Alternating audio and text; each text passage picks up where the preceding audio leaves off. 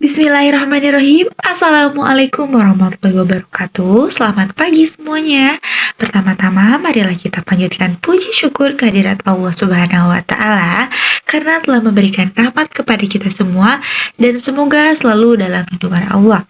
Nah, pada kesempatan kali ini yang akan kelompok kami bahas yaitu mengenai aktivitas manusia dan perubahan iklim terhadap kerusakan dan pemutihan karang ataupun coral bleaching, serta pengaruh terhadap ekosistem biota laut.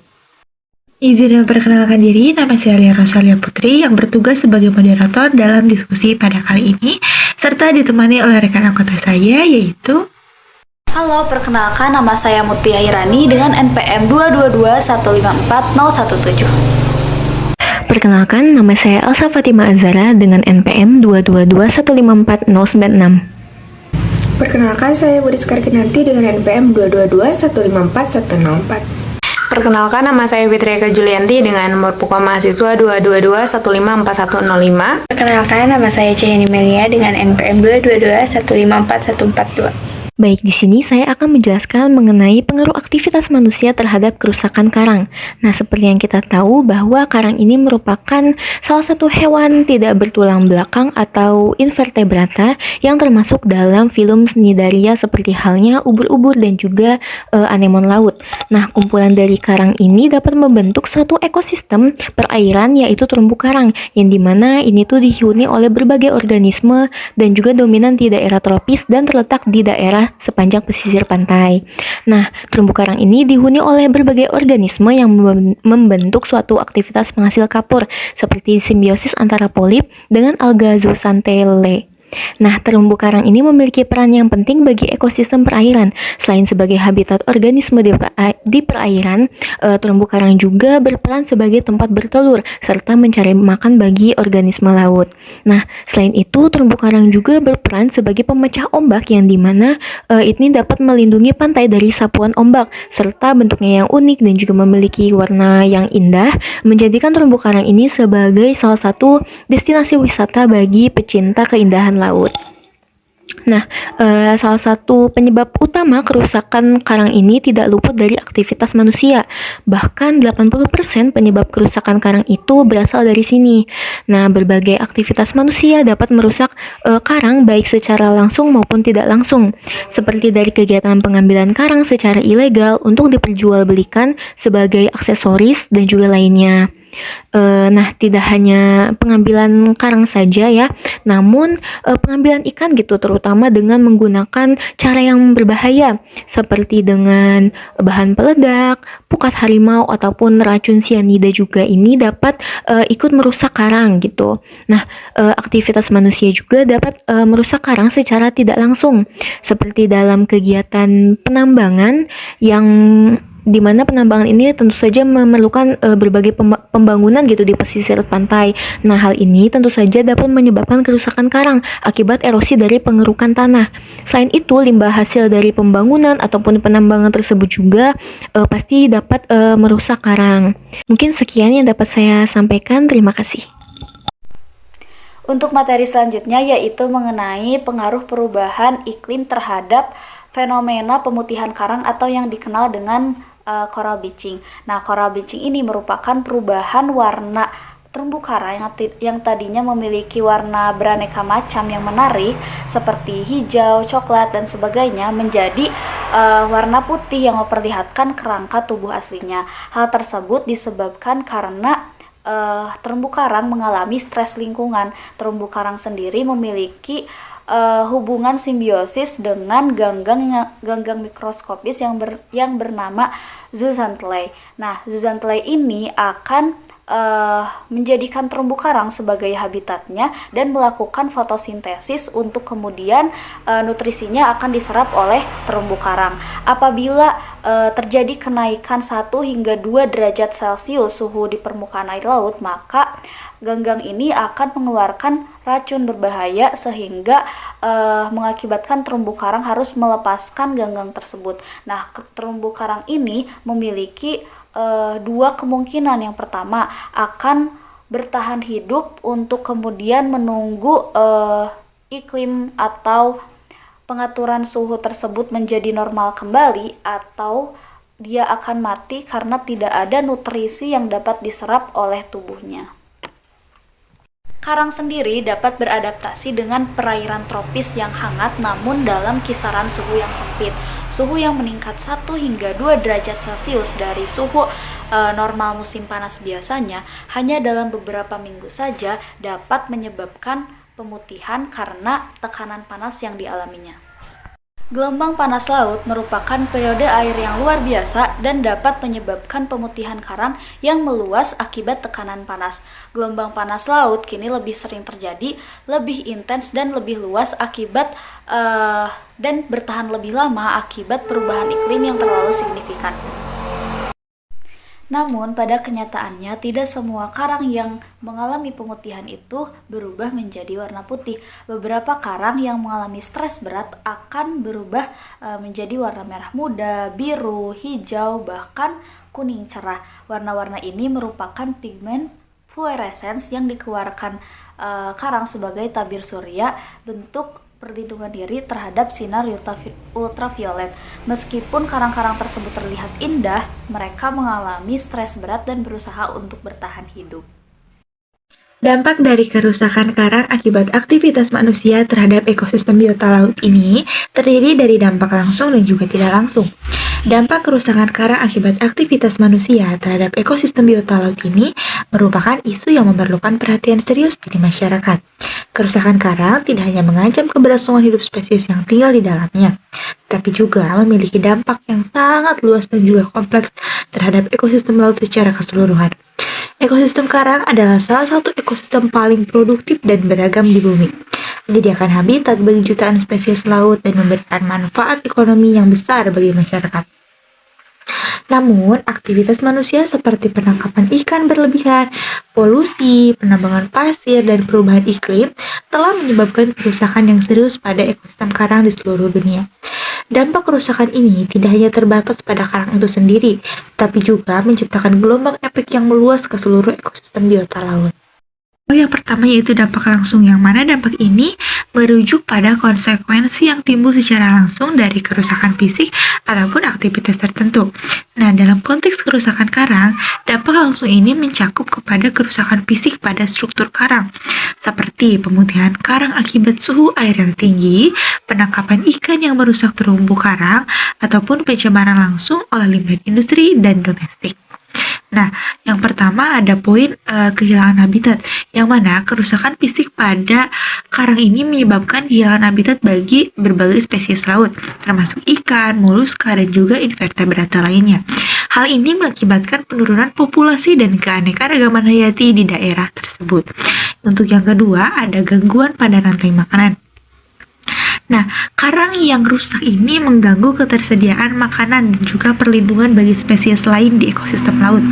Ini dapat menyebabkan penurunan populasi yang tinggi pada tropik yang lebih tinggi serta ketidakseimbangan pada ekosistem. Untuk yang ketiga, ada penurunan sumber daya. Nah, karang yang rusak ini mengurangi sumber daya bagi masyarakat pesisir yang bergantung pada ekosistem karang untuk kehidupan mereka, seperti penangkapan ikan dan juga pariwisata. Hal ini dapat mengancam keberlangsungan ekonomi dan mata pencaharian mereka. Nah, dampak yang selanjutnya yaitu dampak tidak langsung, yang mana dampak ini tuh merujuk pada efek yang muncul sebagai hasil dari dampak langsung melalui proses yang lebih kompleks. Nah, untuk poin yang pertama ini ada perubahan iklim global, yang mana kerusakan karang dapat mempercepat perubahan iklim global. Karang yang sehat berfungsi sebagai penyerapan karbon dioksida, namun karang yang rusak melepaskan karbon dioksida ke atmosfer. Hal ini tuh dapat memperkuat efek rumah kaca dan juga peningkatan suhu global. Untuk poin yang kedua, ada pengurangan pendapatan ekonomi. Kerusakan karang dapat menyebabkan penurunan pendapatan ekonomi bagi komunitas pesisir yang bergantung pada pariwisata karang dan juga penangkapan ikan. Hal ini menciptakan tekanan ekonomi yang lebih besar pada masyarakat yang sudah rentan secara ekonomi.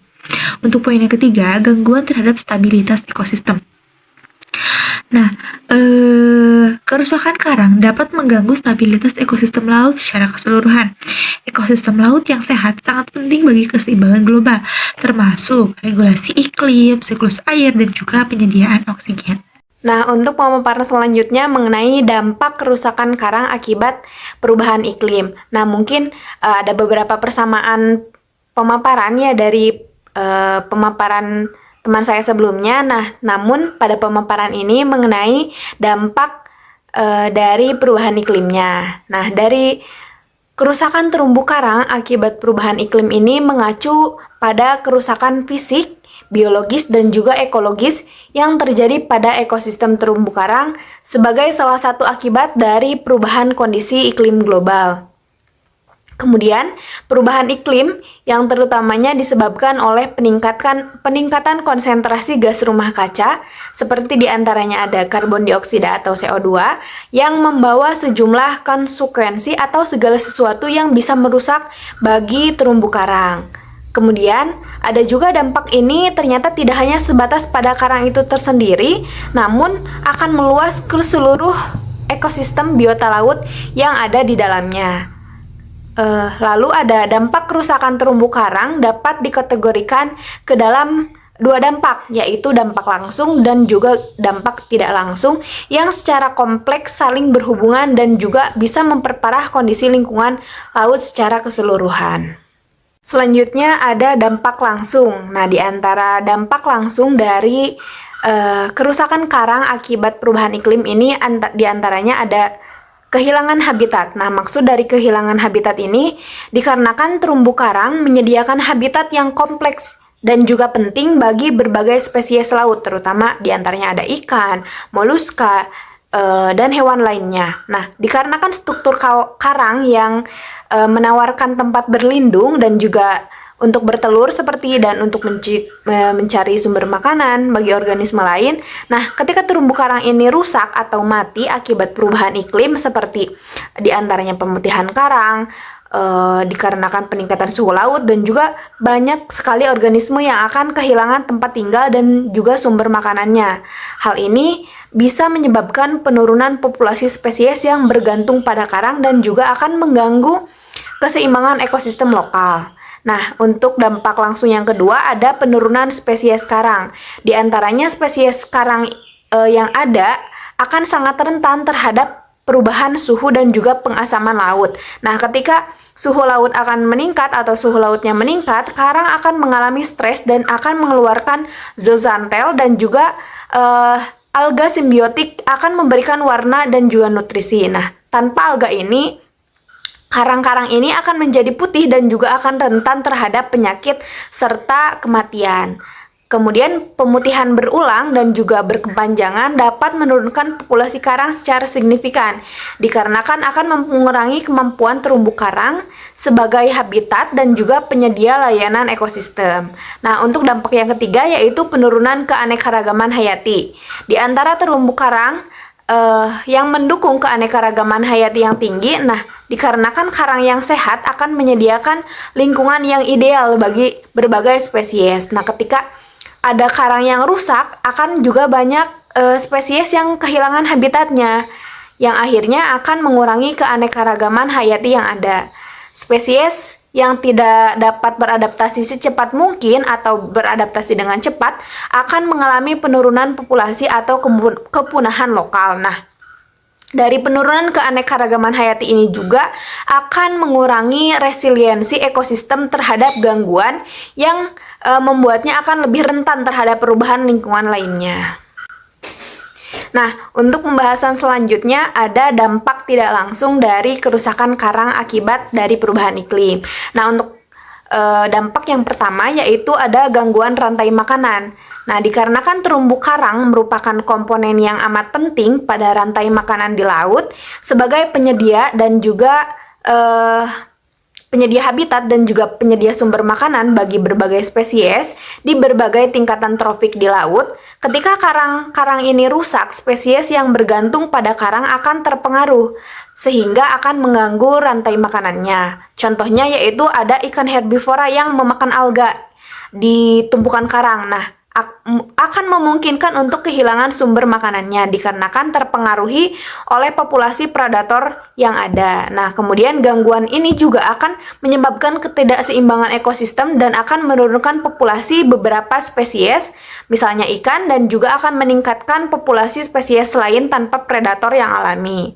Nah, untuk dampak yang kedua yaitu erosi pantai, dikarenakan terumbu karang melindungi garis pantai dari erosi dengan memecah gelombang laut. Nah, kemudian kerusakan karang akan mengurangi kemampuan ini dikarenakan adanya peningkatan erosi pantai yang merusak habitat pesisir dan juga dari infrastruktur manusia seperti bangunan, jalan, dan juga fasilitas lainnya.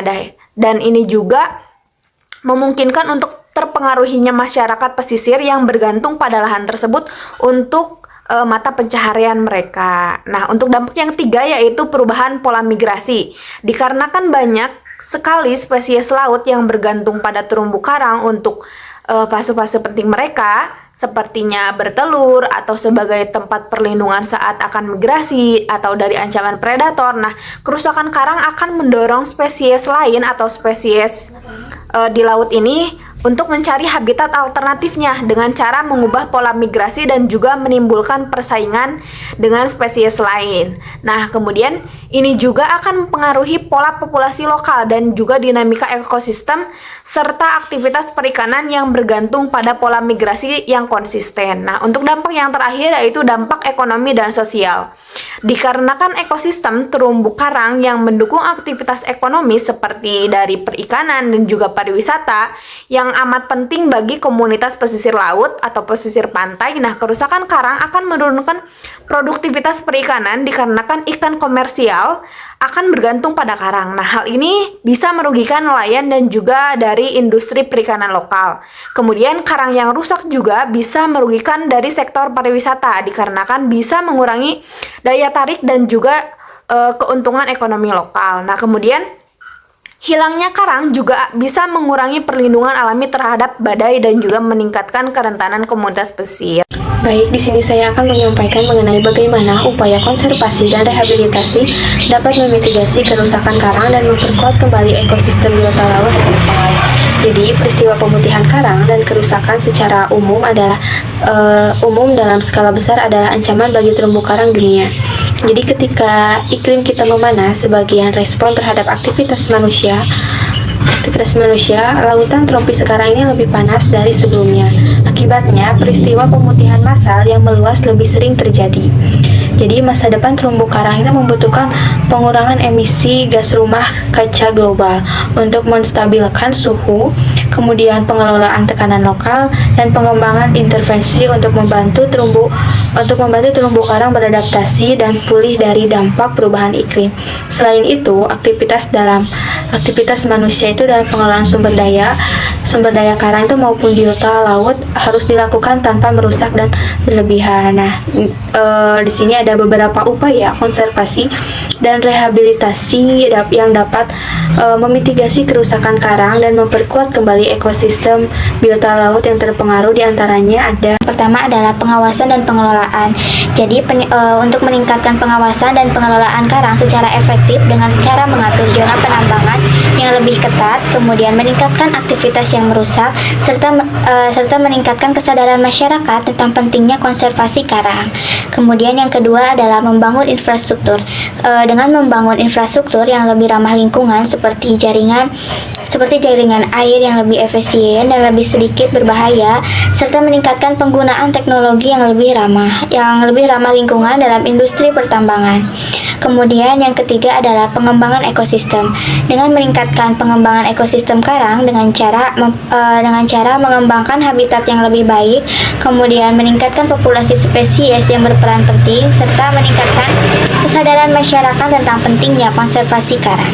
Yang selanjutnya, yang keempat adalah penggunaan teknologi. Dengan menggunakan teknologi yang lebih ramah lingkungan dan efektif dalam konservasi karang, seperti penggunaan drone untuk pengawasan dan monitoring, serta penggunaan sistem monitoring lainnya yang lebih akurat untuk memantau kondisi karang. Kemudian yang kelima adalah pendidikan dan sosialisasi.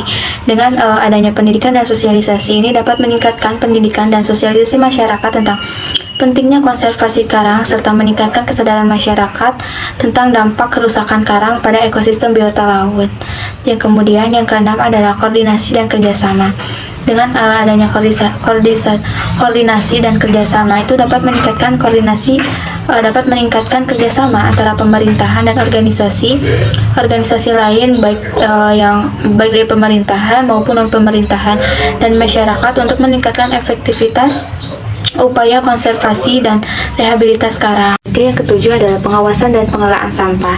Dengan meningkatkan pengawasan dan pengelolaan sampah yang lebih ketat untuk memastikan bahwa sampah tersebut tidak mencemari terumbu karang dan tidak berbahaya bagi spesies yang sedang berlangsung hidup di terumbu karang tersebut. Kemudian yang kedelapan adalah pengawasan kualitas air. Dengan meningkatkannya pengawasan kualitas air yang lebih ketat untuk memastikan bahwa air yang mengalir ke terumbu karang tersebut tidak tercemar dan tidak berbahaya bagi spesies yang hidup di terumbu karang. Nah, yang terakhir adalah pengembangan ekonomi berkelanjutan. Dengan meningkatkannya pengembangan ekonomi yang lebih berkelanjutan dan lebih ramah lingkungan, serta meningkatkan kesadaran bahwa masyarakat tentang pentingnya konservasi karang untuk keberlangsungan ekosistem biota laut. Nah, jadi dengan melakukan upaya konservasi dan rehabilitasi yang lebih efektif dan lebih berkelanjutan, kita dapat memitigasi kerusakan karang dan memperkuat kembali ekosistem biota laut yang terpengaruh. Di sini saya akan membahas mengenai kebijakan pemerintah yang dilakukan untuk menanggulangi kerusakan pada terumbu karang. Jadi sebelumnya kita harus tahu terlebih dahulu ya bahwa wilayah laut ini diatur oleh United Nations on the Laws of the Sea pada tahun 1982. Nah, mendefinisikannya ini sebagai wilayah yang terdiri dari perairan pedalaman, laut teritorial, perairan negara kepulauan, zona tambahan, zona ekonomi eksklusif, landasan kontinen, laut bebas, dan wilayah dasar laut teritorial. Nah, jadi karena wilayah laut di Indonesia ini sangat luas ya, jadi Indonesia ini memiliki keanekaragaman biodiversitas di laut.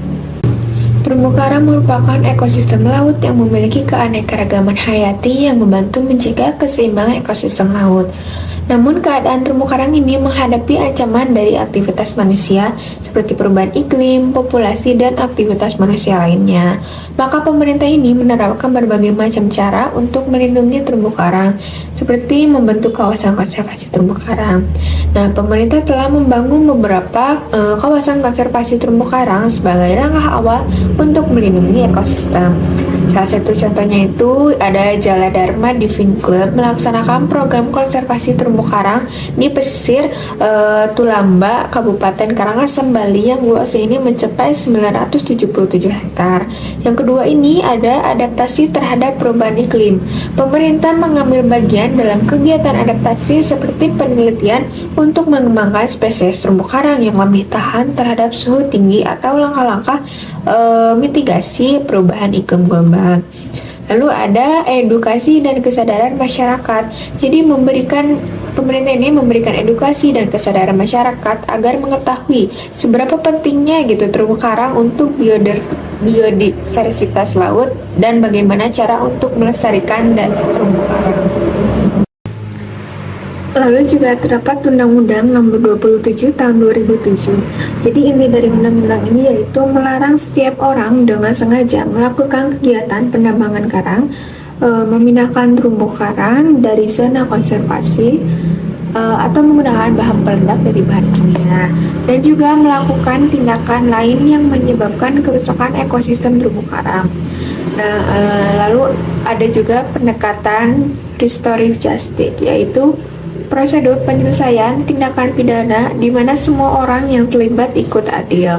Jadi restoratif justice ini proses penyelesaian tindakan pidana yang melibatkan semua pihak yang beresiko dalam tindakan pidana tersebut. Misalnya berkumpulnya nih semua pelaku, korban, dan masyarakat yang secara bersama ingin menyelesaikan secara kolektif dampak tindakan pidana dan implikasinya di masa depan. Contoh dari restoratif justice ini yaitu seperti kasus yang terjadi pada tahun 2021, yaitu kapal penumpang KM Sabuk Nusantara 62 yang menabrak karang di perairan Raja Ampat, Papua Barat, sehingga menyebabkan banyak sekali kerugian. Salah satunya itu adalah mata pencaharian utama masyarakat, sebagian besar adalah sebagai nelayan pancing ulur, sehingga terdapat kerugian dari segi ekonomi yang dialami masyarakat akibat terjadinya kerusakan ekosistem terumbu karang. Nah, sebagai pendekatan yang jarang dipakai dalam penyelesaian tindakan pidana pada sektor kelautan dan perikanan, restoratif justice ini menawarkan hal yang bisa menjadi dasar pertimbangan untuk menyelesaikan persoalan. Nah, diantaranya adalah karena jika sebuah perkara diproses melalui peradilan pidana, jadi menjadi kurang optimal ya, karena tidak memperhatikan kepentingan hukum korban, yaitu tidak adanya ganti rugi terhadap korban atas dampak yang dirasakannya. Nah, namun jika menggunakan restoratif justice, jadi korban ini akan mendapatkan ganti rugi sebagai bentuk tanggung jawab dari pelaku. Jadi berdasarkan hukum yang berlaku, apabila pelaku sudah ditetapkan sebagai tersangka berdasarkan bukti yang cukup, maka penyidik dan penuntut umum harus mempertanggungjawabkan penyelesaian kasus tersebut sampai pengadilan. Jika tidak, maka dianggap sebagai tunggakan kasus. Mungkin cukup sekian yang dapat kelompok kami sampaikan. Mohon maaf kurang dan lebihnya. Wassalamualaikum warahmatullahi wabarakatuh.